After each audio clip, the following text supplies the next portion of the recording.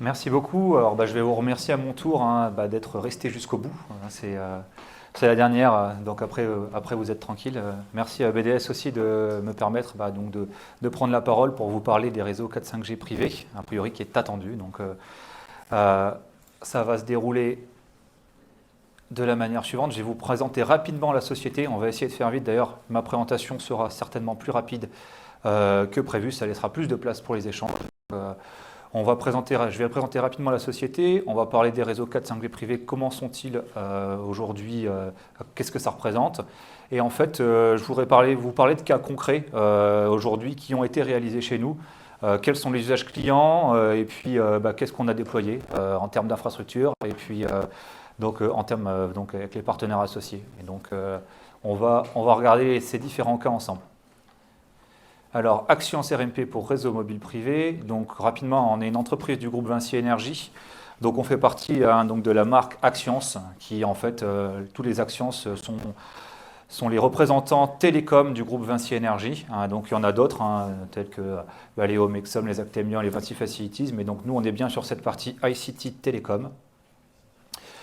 Et voilà un petit peu ce que la Galaxy Axians peut proposer en fait. On est vraiment sur plein de choses. Ça va du cloud data center à la fibre, à la radio.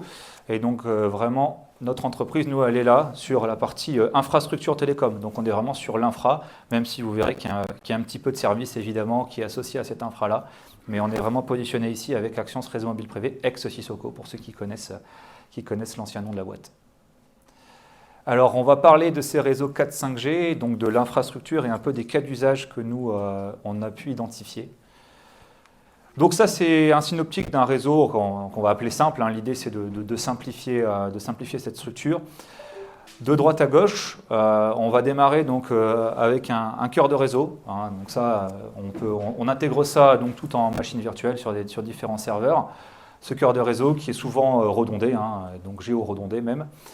Rien ne fonctionne sans lui, c'est vraiment comme son nom l'indique, sans le cœur, le reste du réseau ne fonctionnera pas. Vous avez ensuite les sites radio, donc on peut en avoir une multitude en fonction de la couverture que vous souhaitez avoir, reliés avec le cœur de réseau en LAN, donc soit la fibre ou du FH, ce qu'on veut. Ce site radio, lui, il est composé, il y a l'énergie en bas, je ne reviens pas dessus, donc d'une partie serveur, donc c'est aussi cette partie intelligente qu'on va appeler BBU, qui va être typique par site radio. Et ensuite, vous allez venir directement de ce serveur en fibre optique vers les têtes radio qui sont, elles, sur le pylône et sont câblées en coax vers les antennes qui vont donc émettre. Et on a une très belle présentation ce matin des antennes. Et à la fin, c'est vraiment la partie terminaux. Donc on va pouvoir retrouver des smartphones, des modems, quels qu'ils soient, tout ce qui peut communiquer en 4 ou 5G.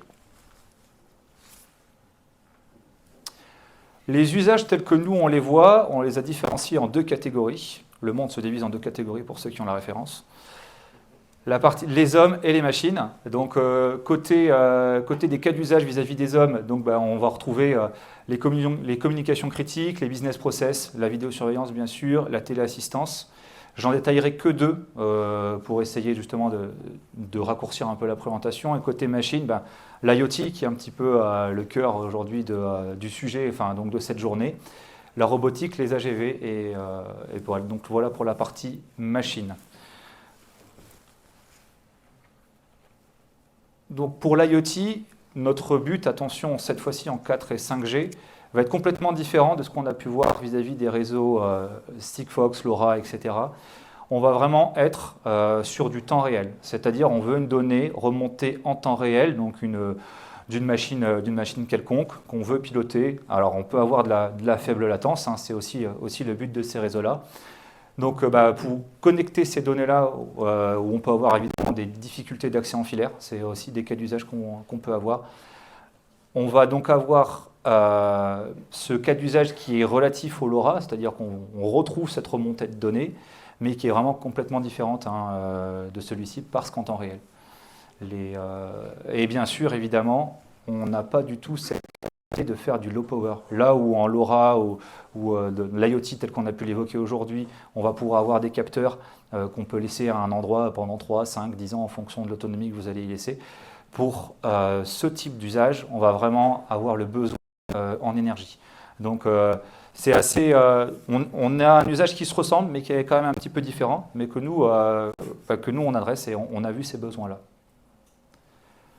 Pour la partie communication critique, je voulais aussi vous en parler parce que c'est un petit peu l'histoire de la société, hein, c'est de là d'où on vient. Nous, au début, la société, elle s'est créée pour les réseaux radiocritiques pour faire parler les hommes.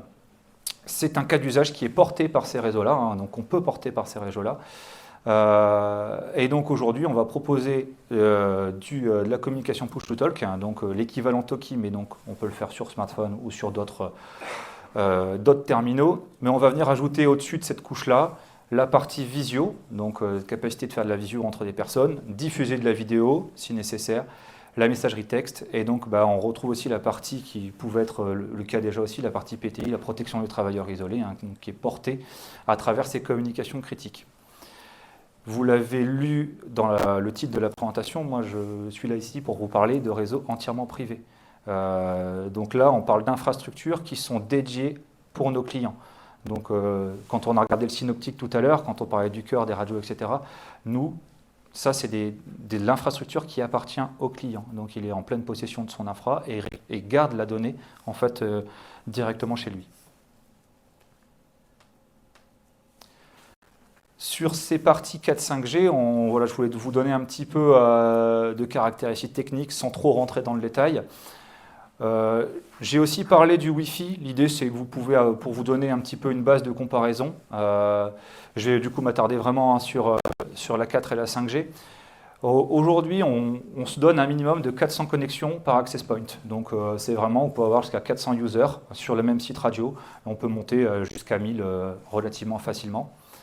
En termes de couverture, ça va bien évidemment dépendre de plein de choses, hein. On a eu aussi cette partie-là ce matin, et donc je ne reviens pas dessus, mais donc en fonction du relief, des antennes que vous avez utilisées, on va pouvoir se retrouver quand même avec plusieurs kilomètres de couverture par site radio, ce pour la 4 et pour la 5G.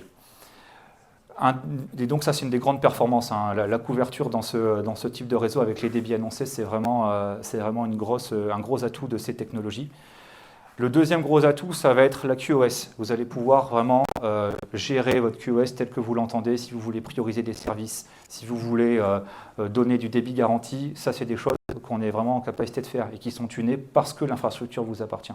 Dans le cœur de réseau, on peut vraiment vous donner des services spécialisés et en fait les prioriser, faire même de la préemption pour les appels d'urgence par exemple. En termes de débit, pour la partie 4G, donc aujourd'hui on a un débit moyen à 400 mégabits seconde, donc on assure à 99,99%. On est encore supérieur avec la 5G. On n'en annonce pas vraiment aujourd'hui parce que en fait, c'est assez variable. Ça dépendra évidemment aussi de la largeur de bande que vous allez prendre. Je ne l'ai pas précisé ici, mais on pourrait y revenir dans les échanges après pour la partie RCEP et réglementaire. Pour la mobilité, aujourd'hui, quand vous êtes dans le train, que vous passez un appel, ça ne coupe pas. Effectivement, hein, la 4G et la 5G aujourd'hui sont mobiles au moins jusqu'à 350 km/h pour la 4G et plus pour la 5G derrière. On a de la forte sécurité, hein, on a eu un topic tout à l'heure sur la sécurité. Là, plusieurs choses. L'authentification par SIM, donc ça c'est natif dans la technologie, mais donc là vous l'appliquez dans un réseau privé, c'est-à-dire que vous déclarez vos propres cartes SIM, vous avez vos propres cartes SIM qui vous appartiennent. Donc cette authentification est totalement gérée chez vous ou chez vos clients. Et l'interface R est cryptée en AES 128 ou 256 en fonction de la technologie 4 ou 5G. Les fréquences, bien évidemment, elles sont sous licence, hein, c'est cette partie privée hein, qui se reflète à travers l'aspect fréquentiel. Je termine par la latence. C'est vrai que c'est aussi un des gros avantages de ces technos. Aujourd'hui, ça, c'est des chiffres que je vous annonce testés chez nous, hein. Donc, pour la partie 4G, on est entre 12 et 30 millisecondes, donc 30 millisecondes max en latence, et on est stable. Contrairement à d'autres réseaux que vous pourrez avoir, des fois, la latence, elle peut être extrêmement variable. Aujourd'hui, on est à 30 millisecondes stable. Pour la partie 5G, 10 millisecondes aujourd'hui stable, et on espère, et même on a de très bons espoirs, de tendre vers les 5, voire 1 milliseconde d'ici 2024.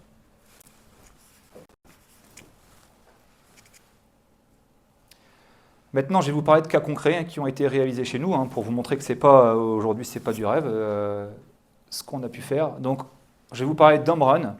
Donc Omron, c'est une société industrielle qui est basée à Annecy. Donc on a déployé pour eux et on a intégré un réseau 5G Nokia NDAC. Donc ça, si ça vous parle, mais on pourra en parler après. Eux, ce qu'ils voulaient faire, c'était tester cette technologie pour une flotte d'AGV, donc les AGV, donc les véhicules autonomes. Et donc, ils voulaient faire un démonstrateur, tester ça chez eux et pouvoir faire un showroom. Donc, si ça marche, pouvoir présenter ça et ensuite, bien sûr, aller chercher du business dans ce sens-là. Pourquoi on a fait le choix de la 5G aujourd'hui? C'est relatif à ce que je viens de vous expliquer. Hein. Ils avaient un besoin de latence très faible. Ça, c'est dû à l'aspect autonome de l'AGV. Aujourd'hui, quand ils discutent avec le cœur de réseau et ensuite les applicatifs qui sont connectés derrière, on se doit d'avoir une latence très faible. La capacité de couverture, le but c'est d'avoir le maximum de couverture dans des environnements industriels. La partie sécurité et bien sûr l'absence de coupure. Donc, dans la technologie, la 4 ou la 5G, la partie gestion est complètement intégrée. Et donc ça, si vous avez des environnements aujourd'hui qui sont plutôt équipés en Wi-Fi, la partie roaming peut présenter des coupures. En tout cas, une fiabilité qui n'est pas forcément aussi bien gérée que dans ces technos-là. Donc le Wi-Fi, c'est ce qui était présent de base pour eux. Donc la problématique, c'était de nouveau la couverture et bien évidemment, comme je vous le disais, le roaming.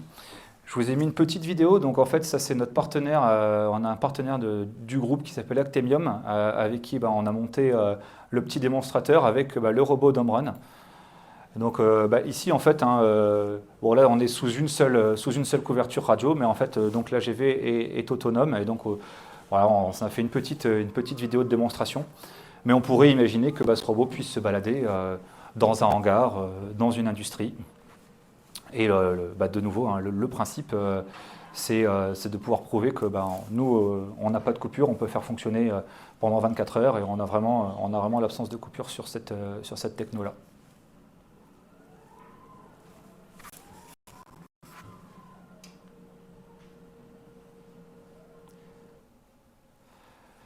Le deuxième cas concret dont je voudrais vous parler, c'est donc SeaInvest. Cette fois-ci, c'est un port qui est situé à Bordeaux. SeaInvest, pour eux, qu'est-ce qu'on a fait? On leur a fait donc un design radio et on a déployé une infrastructure 5G entièrement privée.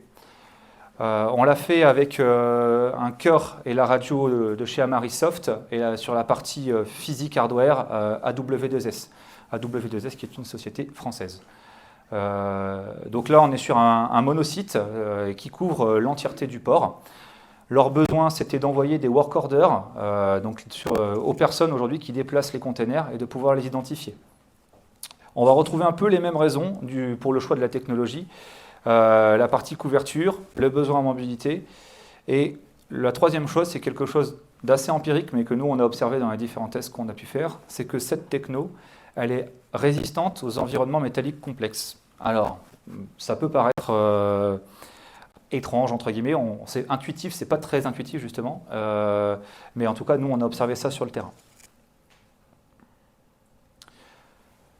Donc là, c'était l'impossibilité de faire ça en Wi-Fi. Hein. On se retrouve sur cette problématique de propagation. Déployer des bornes Wi-Fi sur un port, vous imaginez que c'est assez compliqué et donc on aurait une multiplicité des bornes alors que là, on a un seul site radio.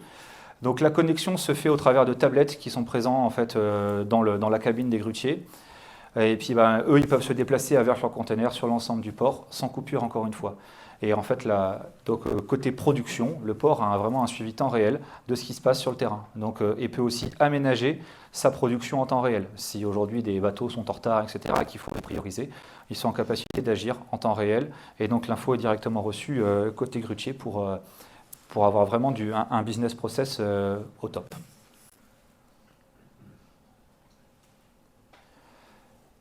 Donc ça, c'était les deux cas vraiment que je voulais vous préciser, mais on n'a pas fait que ça. Tout récemment, on a fait un test avec Mercedes qui s'est en fait finalisé par un déploiement de réseau de façon pérenne. Le besoin de Mercedes, donc c'était au Star Center, donc dans le 78, ils avaient le besoin donc de connecter ce robot autonome qui lui en fait est dans un parking et vient charger les voitures électriques. Dans ce parking, il n'y a pas de borne électrique et donc en fait, c'est pas les voitures qui vont aux bornes, c'est le robot qui va aux voitures. Et donc, ils avaient un besoin en connectivité et on a fait un essai donc, en LTE privé dans la bande 38. Et donc, ça a été un essai concluant qui s'est transformé dans le déploiement d'un réseau pérenne qui appartient donc maintenant à Mercedes, qui a été déployé donc, avec un cœur RapidSpare et donc la partie Amaristat pour la radio. Ils ont de nouveau un suivi temps réel et donc peuvent savoir à tout moment où se situe le robot, est-ce qu'il est en train de charger une voiture, de se charger. Et donc tout ça donc, dans un mode parking souterrain.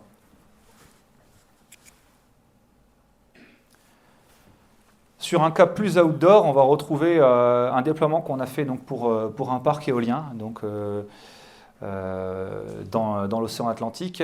Donc cette fois-ci, on se retrouve avec un cœur de réseau Nokia, donc le cœur de réseau CMU. Donc on a un cœur complet et trois sites radio sur ce cas-là. Le besoin, donc, c'était la couverture de l'ensemble du parc éolien, donc un parc éolien assez étendu. Très bonne couverture mesurée pour ce site-là. Et ensuite, bien sûr, c'est le besoin de faire communiquer les hommes. Donc, on a déployé donc, un serveur MCPTT Streamwide pour leurs besoins en communication. Et également une passerelle entre ce réseau 4G privé et donc la VHF marine et l'aviation. On a également mis une station de base sur leur plateforme, donc parce qu'ils ont donc il y a les différentes éoliennes et donc il y a une plateforme fixe qui vient où ils peuvent administrer tout ça au milieu de ce champ. Et donc on a mis une station de base qui vient vraiment faire la couverture indoor de la plateforme. Et on géolocalise les personnes qui ont des smartphones donc sous cette couverture. Et le dernier dont je voulais vous parler, c'est le port du Havre. Donc cette fois-ci, on a fait l'intégration du cœur de réseau donc, qui est du Nokia déployé sur le port du Havre dans le cadre donc, du projet AROPA. Donc là, c'était donc, le projet en 2022. Donc intégration du cœur, intégration des sites radio de notre côté. Et donc là, on est en 5G SA privé entièrement. C'est du Nokia NDAC avec 2 stations de base extérieures.